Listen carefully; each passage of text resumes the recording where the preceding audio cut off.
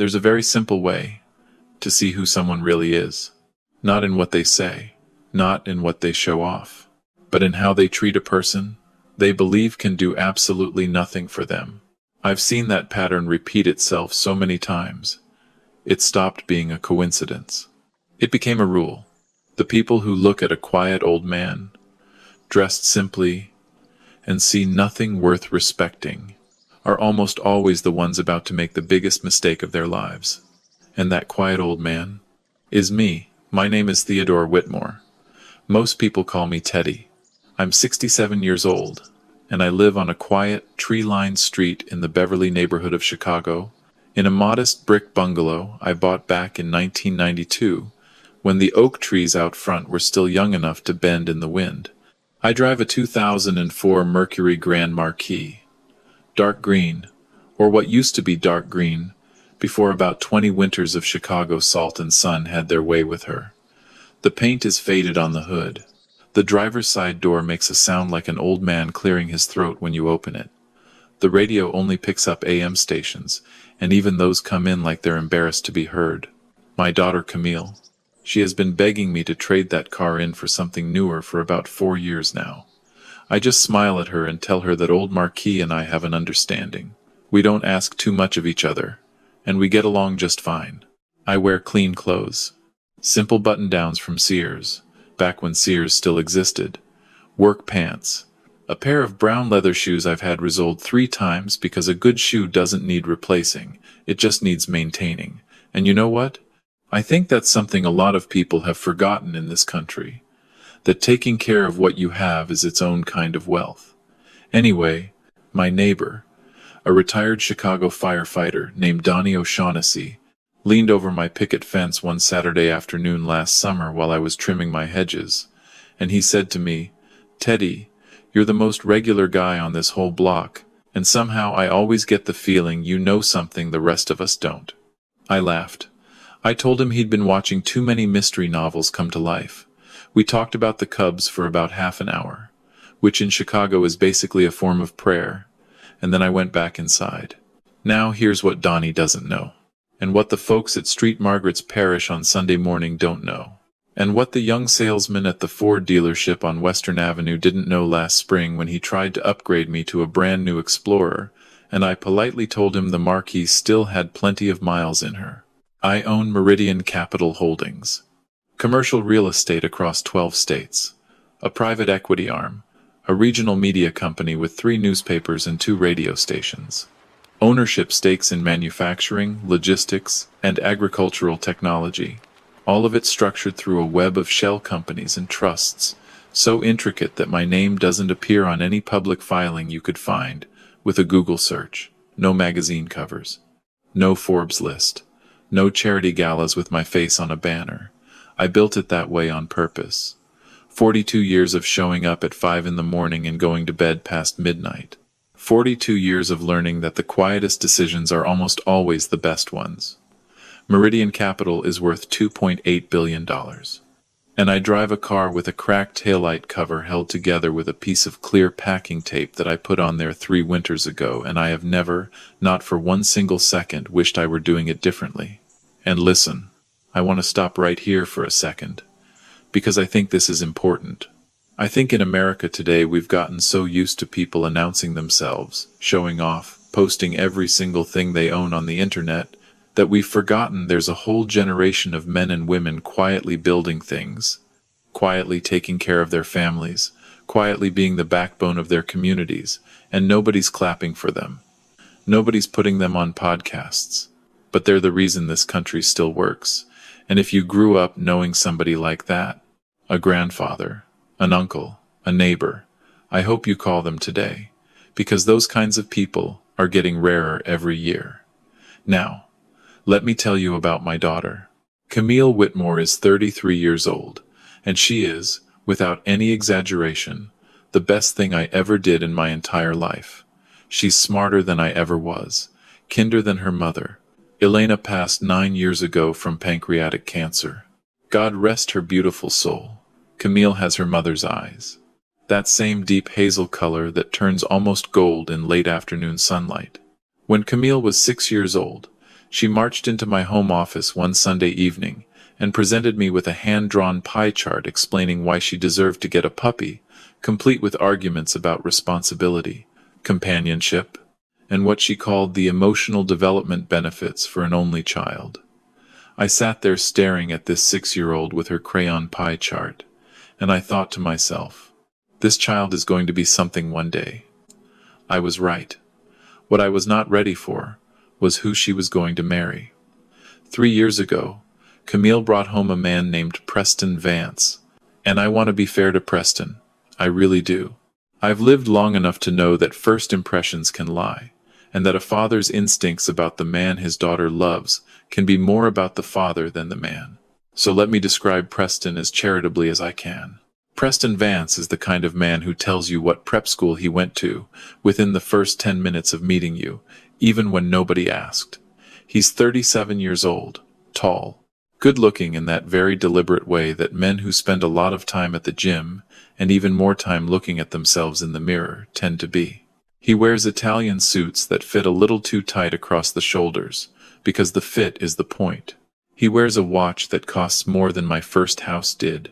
And he has this particular habit, a habit I've noticed in a very specific kind of ambitious young man, of steering every single conversation, no matter what it's about, back to something he has achieved, something he owns, or somewhere impressive he has recently been.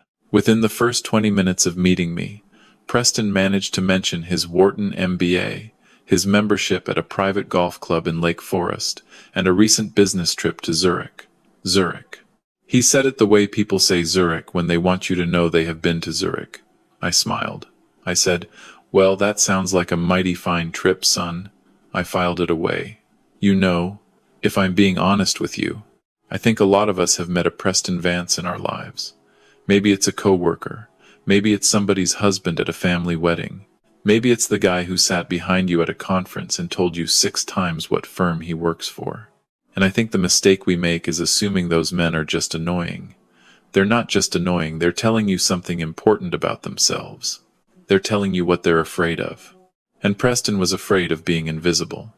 So he made sure everyone in every room knew exactly who he was, or who he wanted to be. 6 months after meeting my daughter, Preston Vance was appointed Chief Executive Officer of Halverson Freight Solutions, a mid-sized trucking and logistics company based out of the Kansas City area with 387 employees. Now, here is where the story gets very, very interesting.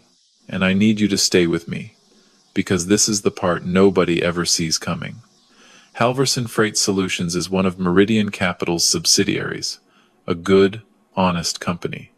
Real trucks, real drivers, real contracts with major food distributors and retailers across the Midwest. Preston got that CEO job through what looked from every angle like a completely standard executive search, a reputable headhunting firm in Dallas. 4 rounds of interviews, background checks, reference calls, board approval, compensation negotiations. All of it clean, all of it textbook. What Preston Vance did not know, what he still does not know to this very day, is that I personally controlled every single stage of that process from beginning to end. I reviewed his interview recordings through a private arrangement with the search firm.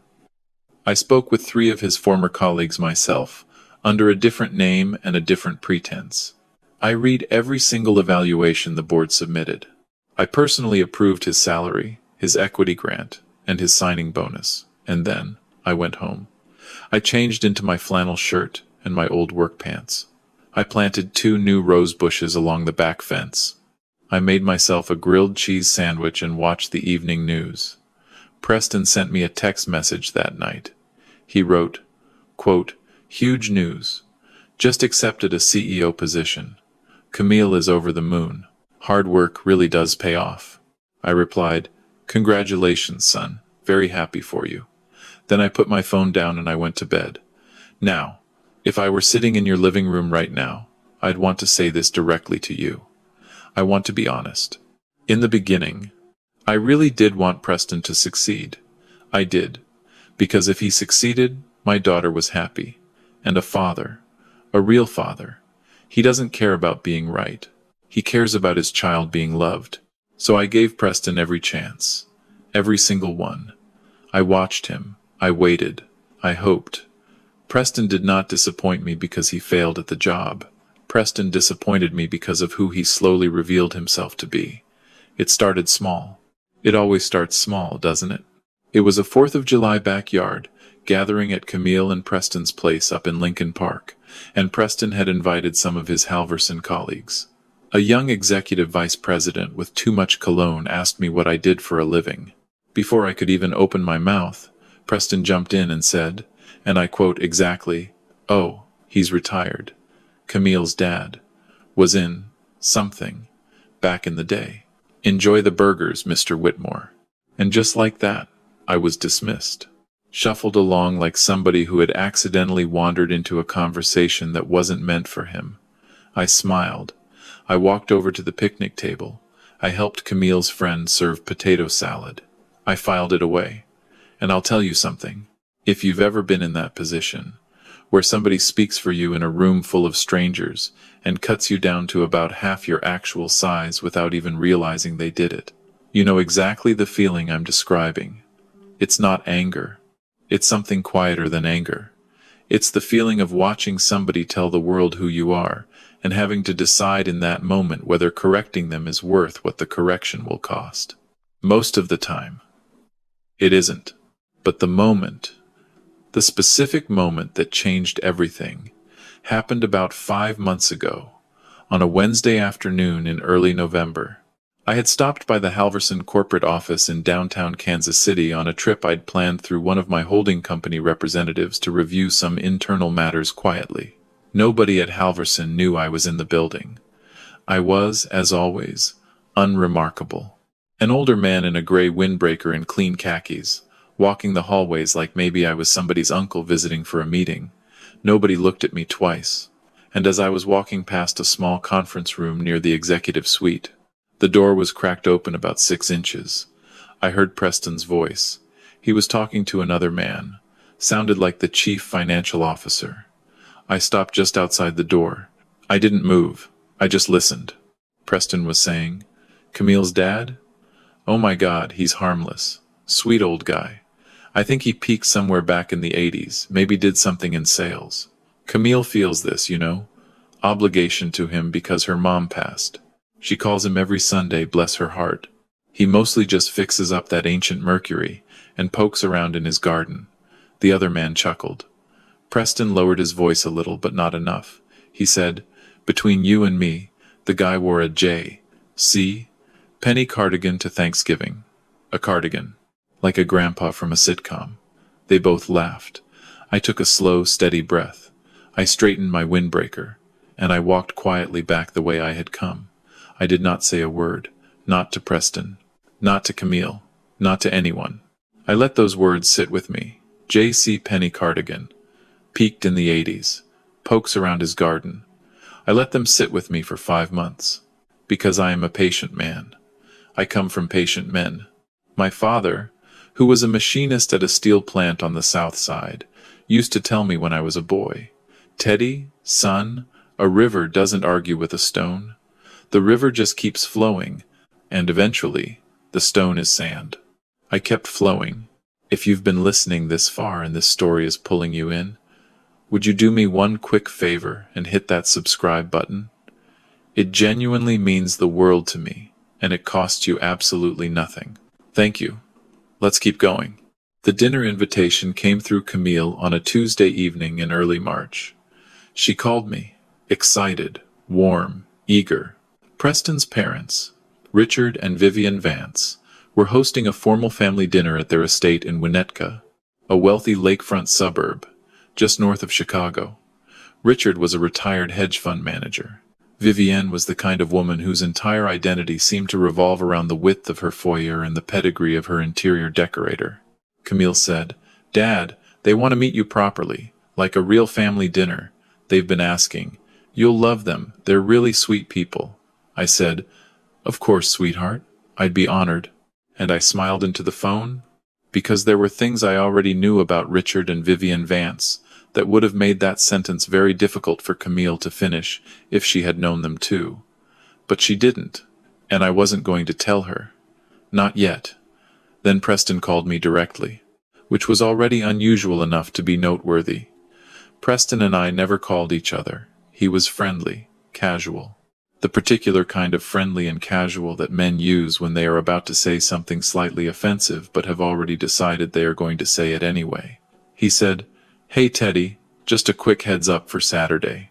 Mom and Dad, they're pretty, traditional, old school, country club set. So I was thinking maybe, dress up a little, like a sports coat or something, just so everybody's comfortable. No pressure, obviously." There was a pause. I said very pleasantly, "Preston, I appreciate you looking out for me, son." He said, "Oh, of course, of course. Just want you to feel comfortable." I said, "I'll see you Saturday." I hung up the phone. I walked over to the hallway mirror, and I looked at my own reflection for a long, quiet moment, and I thought about my father. I thought about the fact that he wore his Sunday suit exactly 3 times a year. Easter, Christmas Eve, and any funeral that required his presence. The rest of the time he wore work clothes. Honest work clothes. And I thought about the kind of America we used to have, where a man's value was measured by what he built and what he stood for, not what was on the label inside his jacket. Then I walked into my bedroom. I opened my closet, and I walked past the charcoal 3-piece suit hanging at the very back, the one I wore when Meridian closed its largest acquisition in 2009, past the navy wool suit, past the custom pinstripe from a tailor in London that I had gotten 16 years ago and never worn more than a handful of times.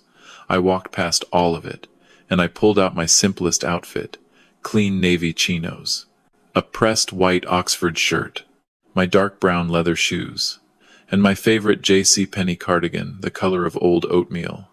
I laid it all out for Saturday, and then I walked out to the driveway in the late evening light, and I patted the roof of the marquee twice, the way you pat the shoulder of an old friend before a long road trip. I said quietly, "We're going to a dinner, old girl. Dress code is humble." Because here's what Preston Vance did not understand. Here's what Richard and Vivian Vance did not understand. Here's what nobody in that dining room on Saturday night was going to understand, until it was much too late. I wasn't dressing down because I had nothing better. I was dressing down because I wanted to see exactly who those people were when they believed nothing was at stake. And I had a very quiet, very certain, 42-year-old feeling in my chest that told me they were about to show me everything. Saturday was coming. And so was I.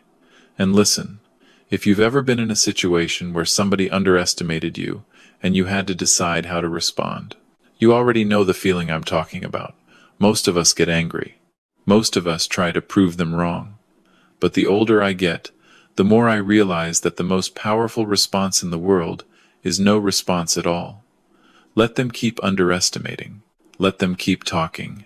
Let them keep walking right toward the truth, because the truth has its own timing, and you don't have to rush it. Saturday arrived the way all important days arrive, quietly, without drama, like it didn't know what was about to happen.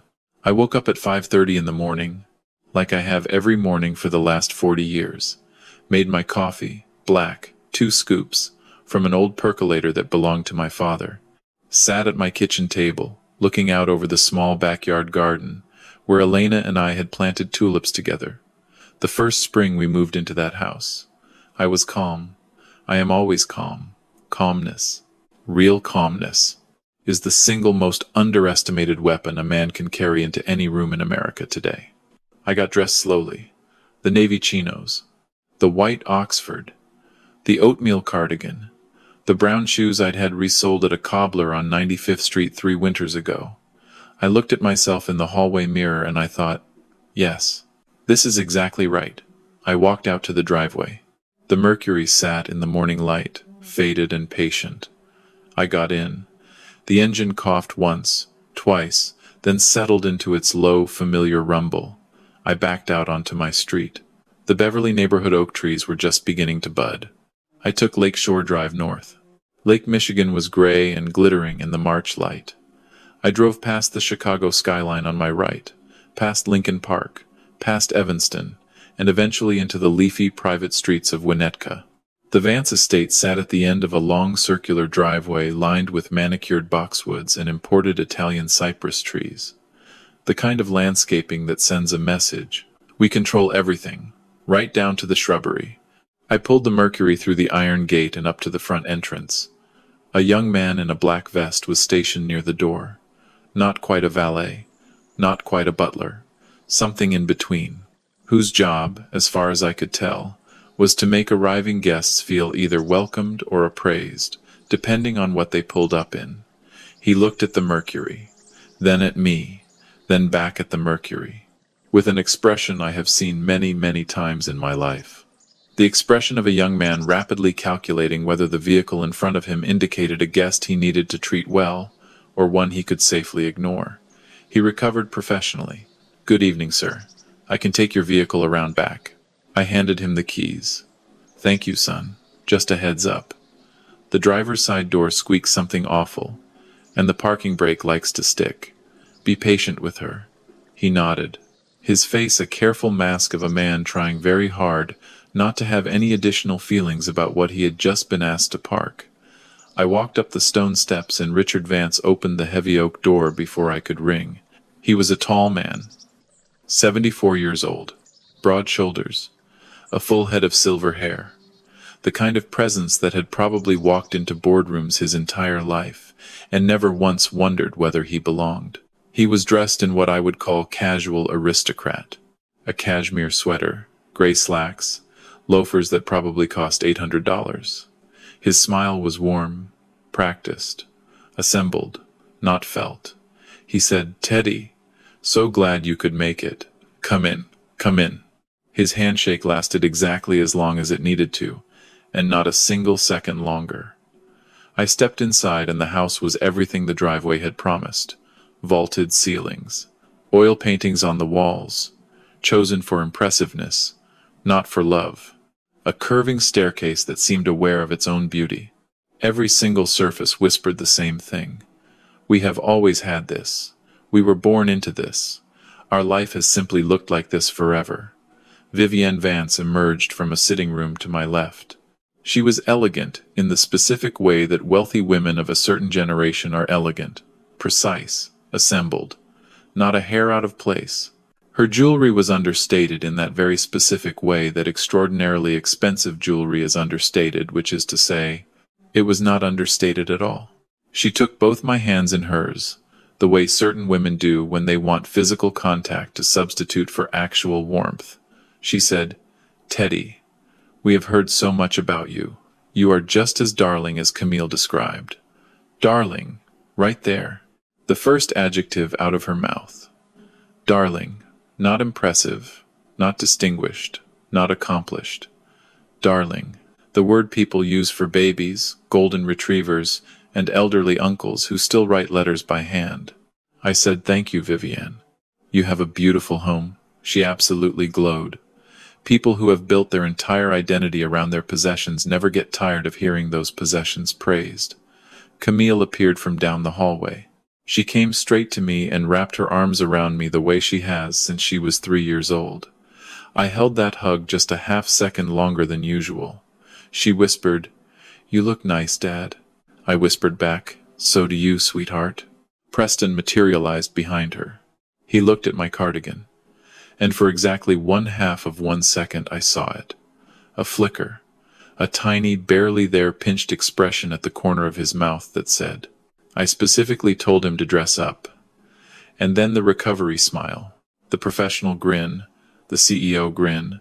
He clapped me on the shoulder. "Teddy, glad you made it. Come on in. Dad just opened a 25-year-old Bordeaux." 25-year-old Bordeaux. That was going to be the theme of the evening. Everything was going to be special. The wine, the meal, the house, the family, everything, except me. We moved into the formal dining room.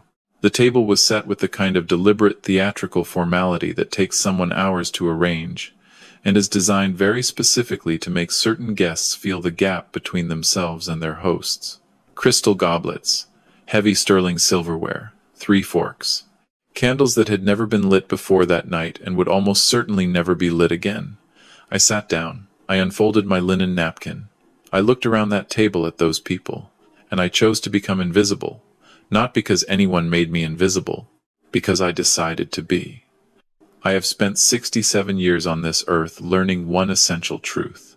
The most dangerous thing any man can do in a room full of people who have underestimated him is correct that underestimation too soon. So I sat, I smiled, I asked polite, soft questions. I complimented wine I hadn't tasted yet, and I watched. Richard Vance led the conversation the way men like Richard always lead conversations. From the front, loudly, with the absolute confidence of a man who has never once in his adult life been told he was taking up too much oxygen in a room, he talked about the stock market, about a fly fishing trip to Montana, about Preston's, and I quote, remarkable instincts, at Halverson. Richard said, Preston has completely transformed that company. The board is very impressed. Leadership is in the blood, I've always said.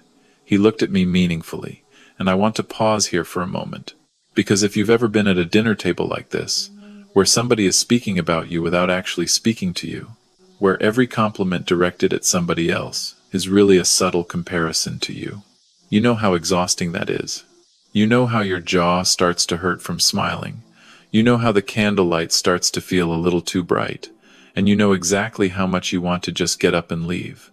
But I didn't leave, because I had a feeling. And my feelings, they've been working for 42 years without a single serious misfire. I nodded appreciatively at Richard. I said, well, you must be very proud. Vivienne then turned to Camille with a smile that had a very particular shape. She said, Camille, you must feel so fortunate, having a husband who provides so well. Not every young woman gets to have that kind of security these days, especially in this economy. The table went completely silent for exactly 1/2 of a heartbeat. I saw Camille's jaw tighten, just slightly, just enough for a father to see. I picked up my water glass. I took a slow, unhurried sip. I said absolutely nothing, because the envelope had not yet arrived. And I knew with the absolute quiet certainty of a man who has been patient for 42 years that when it did, every single thing at that dining table was going to change. I just had to wait a little longer. There is a moment in every long game when patience stops being a virtue and becomes a verdict. That moment arrived with dessert. I had been sitting at that table for 2 hours and 15 minutes. 2 hours of nodding. 2 hours of asking polite questions I already had the answers to. 2 hours of laughing at Richard's stories that weren't quite as funny as Richard seemed to believe. I had played my role flawlessly.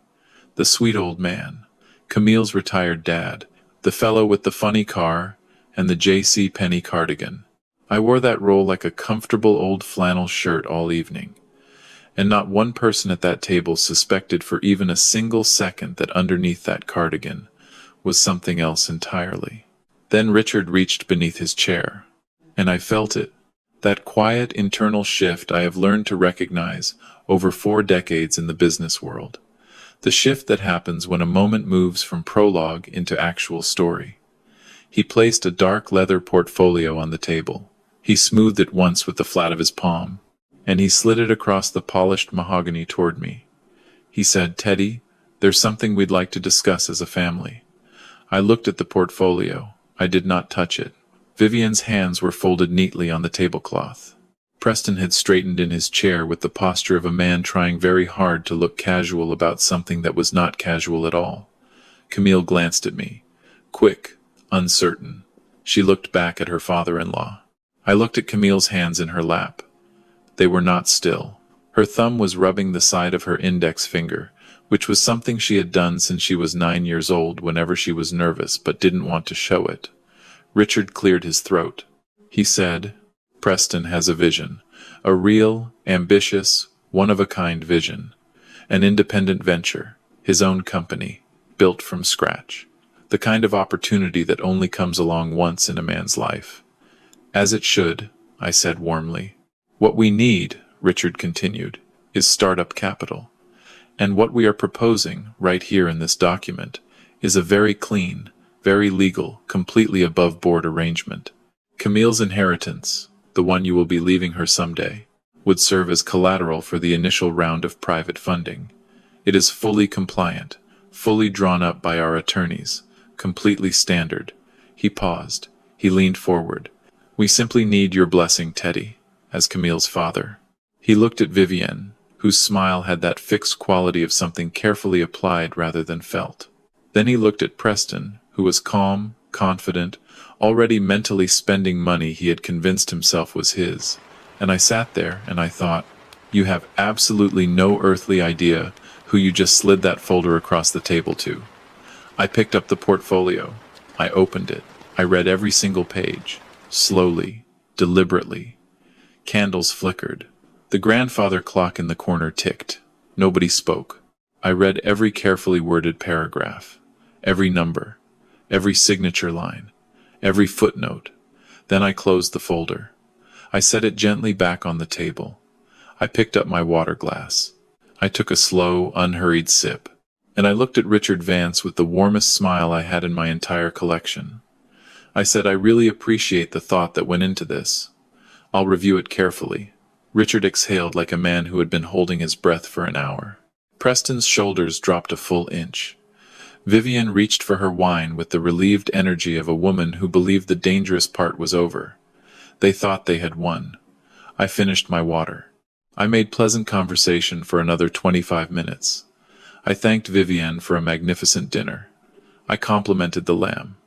I shook Richard's hand, a full handshake this time, firm. My eyes holding his one single second longer than was strictly necessary. Richard didn't understand what that second meant, but someday he would. I walked out to the driveway. The young valet brought the Mercury around with the expression of a man who had spent the last 2.5 hours making peace with what he had been asked to park. I tipped him generously, 3 times what he was expecting. I watched his face change. Got in. The engine turned over. The heater thought about it and decided against it. I pulled out of the Vance estate and I drove south on Sheridan Road, and then onto Lakeshore Drive, past the quiet dark water of Lake Michigan, past the skyline of downtown Chicago lit up like a constellation you could almost touch, and I was so calm it probably would have frightened anybody who knew what I was about to do. I said nothing for 15 days. Not one word, not one visible ripple. I went to 8 o'clock Mass at St. Margaret's. I had coffee with Donnie O'Shaughnessy on Wednesday. I drove to the grocery store on 103rd Street. I fixed a loose hinge on my kitchen cabinet. On day 4, Preston texted me. He wrote, "Hey Teddy, just checking in. Hope you got a chance to look at the proposal. Really exciting stuff. Big things coming." I waited 4 hours. Then I typed, "Still reviewing, son. These things take time." He sent back a thumbs up emoji. I put my phone down. I made a phone call, not to Preston, not to Richard, to 3 very specific people. The senior members of the Halverson Freight Solutions Board of Directors. Men who had known me for 15 years. Men who understood with absolute clarity that when I called them directly, from my personal line, it was not a social call. I said, run a full audit, standard cycle, full scope, begin immediately. I hung up. I went back to my garden. Because here is what I knew that Preston Vance did not know. Here is what Richard and Vivienne Vance, sitting in their Winnetka estate toasting each other over that 25-year-old Bordeaux, did not know. I had personally written Preston's employment contract. Every single clause, every single line, including one particular clause buried deep in Section 14, Paragraph 3. A non-compete and fiduciary duty provision that Preston had signed 3 years ago without reading it nearly carefully enough. A clause I had originally drafted 16 years before Preston Vance ever walked into my daughter's life. A clause I had drafted specifically for men who someday might convince themselves that they were smarter than the room they were standing in. I had been patient for 16 years. I could be patient for 15 more days. Now, if I can just step out of the story for a moment and talk to you directly, I want to tell you something. If you are ever in a situation where somebody disrespects you, betrays you, or takes you for a fool, I want you to hear this.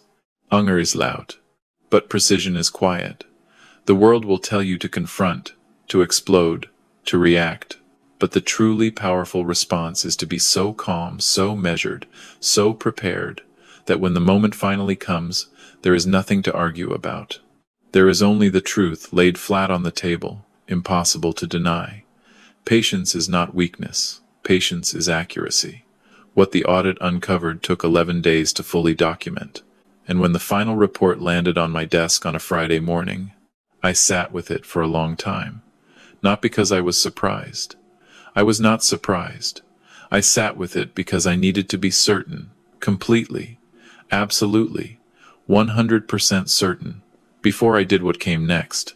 Preston Vance had been constructing his so-called independent venture for 8 months, on company time, using company laptops, using Halverson's internal client databases, pulling Halverson's top drivers and dispatch managers into a quiet side network that he had been assembling to form a directly competing logistics startup.